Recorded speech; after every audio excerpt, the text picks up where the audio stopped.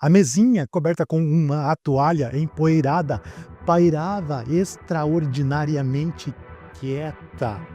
O biombo da casa velha parecia respirar. Como era preciso ser delicada consigo, viver como se sofresse do coração, se dando boas notícias suaves. Mas haviam momentos que a verdade se tornava inevitavelmente evidente e explodiria. Alguma coisa não se realizava, deslizava com o vento e desaparecia para sempre. Passava os dias se compreendendo. Se lembrou, enfim, de como, numa tarde, pareceu-lhe ter ouvido baterem à porta. Levantou-se e a abriu sobre o corredor vazio. Não encontrou ninguém. Aquela sensação de erro que jamais seria elucidada.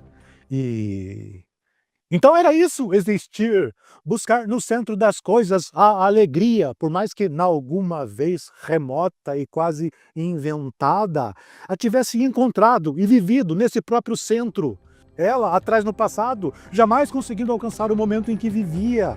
Ainda no trem, o poste era com violência arremessado de uma só vez para trás e o trem se afastava, o esquecendo bruscamente. Água brilhava às vezes lá fora e logo desaparecia para sempre, até o fim de sua vida. Ela flutuava nas vagas profundas do sono, com os sentimentos laços e perdidos. Levemente acordada, pairava longe do mundo, oscilando a própria dormência, rodeada pelo escuro momento passado e pelo que já se esboçava ali no presente. Ela ia pensando como um pássaro que apenas voa, simples direção pura. Se olhasse o vazio sem cor, ela nada enxergaria, porque não existia o que enxergar, mas teria olhado e visto. Muito do seu passado não se tinha realizado de dia, mas no sonho, embora ela raramente pudesse relembrá-los. Onde estava o que tinha vivido? Desembarcou do trem rumo à antiga casa campestre de seus pais. A lembrança da casa no campo subiu à tona. Seus moradores pareciam ressuscitados, mas sem consciência da própria morte, andavam calmos sobre um chão antigo. Na verdade, o que tinha acontecido quando voltou a viver com sua família é que se encontravam nos corredores, cruzavam e se comunicavam por pequenas palavras soltas. Viviam juntos, como para ainda estarem juntos no momento da morte. Num dia seguinte, logo cedo, abriu o álbum de fotografias. Parecia estar pegando em retratos de mortos. No entanto, via sua mãe moça, suas tias, mesmo agora vivas. Virgínia se inclinava da cama para o chão, olhando vagamente os riscos e a poeira do assoalho. De novo, efusiva. A sensação era a de ter sido abandonada enquanto dormia. Enquanto isso, a espuma da saliva no canto dos lábios. Se lembrava, então, nitidamente de Vicente. O via andando como dentro de si mesma, e sua sensação era tão verdadeira que ela o enxergava caminhando através de uma atmosfera penumbrosa e macia, porque seu próprio interior deveria ser penumbroso e macio. Se lembrava de como ele mudava de roupa, como se alguém apertasse um botão, a vida caía num quadro conhecido e eles cuidadosamente se repetiam em todas as minúcias. Os olhos atentavam a um ponto do teto ou da parede. O fato todo era tão tênue que ela se lembrava dele todo num ligeiro segundo. A recordação, na verdade, se reduzia no jogar de uma camisa na cadeira. Ela se apoiava à coluna do balcão. Olhava as estrelas cheias, tão brilhantes e sem pisco, envolvidas por um lençol vago de névoas. Via Láctea! Pensativa antes de dormir, refletia coisas tão altas que nem vivendo todas as vidas poderia realizar seu pensamento. Parecia-lhe extremamente estranho que, nessa mesma noite, ela vivesse nesse mesmo mundo. Forçava-se a uma coisa cuja espécie secreta só ela entendia. Subia a uma irrealidade e parecia não existir por se confundir com o que havia de mais arrebatado e, de súbito, desejava alguma coisa perfeita. Ao mesmo tempo, o mundo existia ao redor de todos. Estava perfeito viver daqueles instantes, como se formasse alguma coisa que deveria ser olhada por alguém estranho ao momento, e a ela foi dormir. Continuava experimentando no sono o melhor, procurava adormecer para viver do sono. Tão bom era, tão mais elevado do que se mover e estar acordado. Ir dormir se sucedia sozinho, macio como quedas macias, como o interior do corpo, vivendo sem finalidade. Piscava os olhos e sentia ela confusamente. Era o ponto mais alto que tinha atingido no entendimento daquilo que a rodeava. Sentiu o próprio coração duro de vida, o corpo respirando numa mornidão. Um impulso agudo de movimento subiu-lhe pelas pernas, se espalhou quente e doloroso pelo peito, equilibrando-se no rosto, se conteve e depois libertou-se pelos olhos subitamente brilhantes e ternos. Assim, então, ela vivia de si mesma apenas, da própria solidão. Tombou de novo a cabeça cansada e longamente em nada pensava, mas quando reabria os olhos, percebia que, na realidade, tinha estado pensando com obstinação, de leve. Um tom decorria subjacente e ela acentuava pequenos sentidos, sem palavras. Aos poucos, longínquo e seco, o desespero veio imóvel do vazio da noite sem futuro. Ela parecia sentir que jamais poderia misturar o desespero aos dias seguintes, mesmo as novas insônias. Se abria uma clareira inútil. Ela parava ali sem querer, talvez para sempre. Mas a noite era longa, como uma vida que cambaleia. Adormeceu porque alguma coisa jamais seria alcançada de olhos abertos. Sonhou que estava deitada no campo, a pele sobre o vento, sentindo um prazer difuso, como se vivesse exatamente o instante que se formava e fenecia. No sonho, possuía com largueza o que, estando acordada, seria uma sensação quase desapercebida, tendo que vencer tantas impossibilidades que surgiria apenas em pressentimento, em algum esquecimento, num silêncio.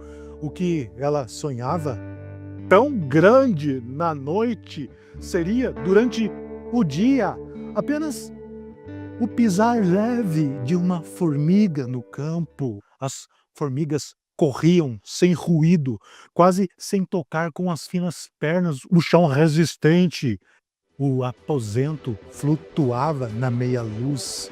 Distanciavam as paredes brancas que prometia um nevoento abismo atrás de si. Caminhou descalça para a janela. Embaixo, no vago e adormecido jardim, era mais uma tarde que se perdia na memória, mas tudo se misturando na mesma matéria lenta e grossa. Ela respirou a existência pura com um suspiro vencido. Suportando a própria vida, ela se inclinou para o próprio interior, pensativa, cheio de paz, atenta, como de um recanto atrás do muro, onde ninguém existia para ouvir o vento. Um longo caminho a tinha levado até aquele instante. O decorrer de alguns instantes era maior que a eternidade. Ela encostou-se à árvore com os olhos esgazeados. Urgia dizer algo que rebentasse o ar em fulgor. Revoltou-se, compreender-se. Ela ficou olhando para o chão, o graveto duro e quebradiço deixava-lhe nas mãos cinzentos pedaços de madeira podre. Ela sozinha. Sentou-se no pequeno espaço de relva sob a árvore, o coração batendo seco. Da terra vinha um cheiro que não nascia do que era sempre vivo, mas do que parecia continuamente morrer. O dia longo, aos poucos, sob as pálpebras abaixadas, Alguma coisa vivia em sangue, ia correndo para a frente, mas vagarosa e se perdendo em fraqueza.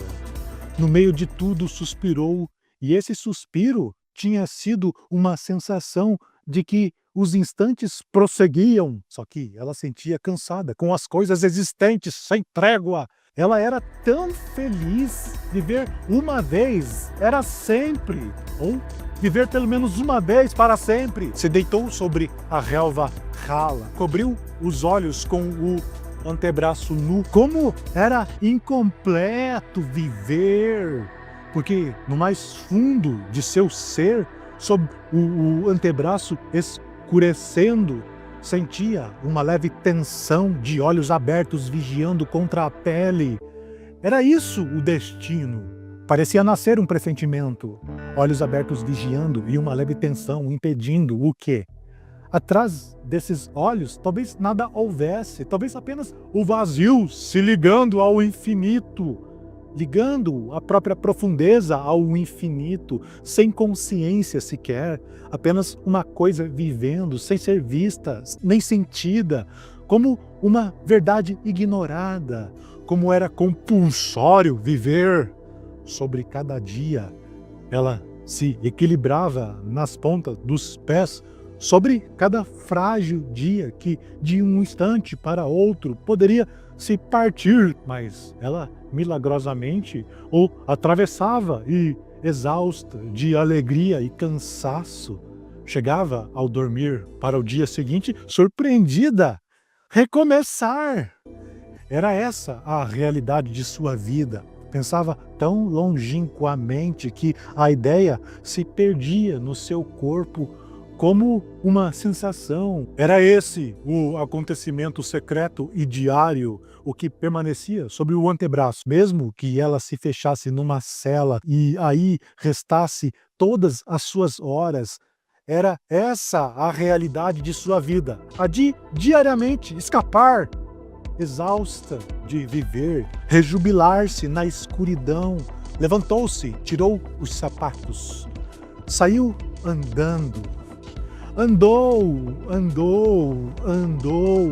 atravessou a campina, penetrou na estrada estreita, os pés descalços rangendo na poeira morna do fim da tarde.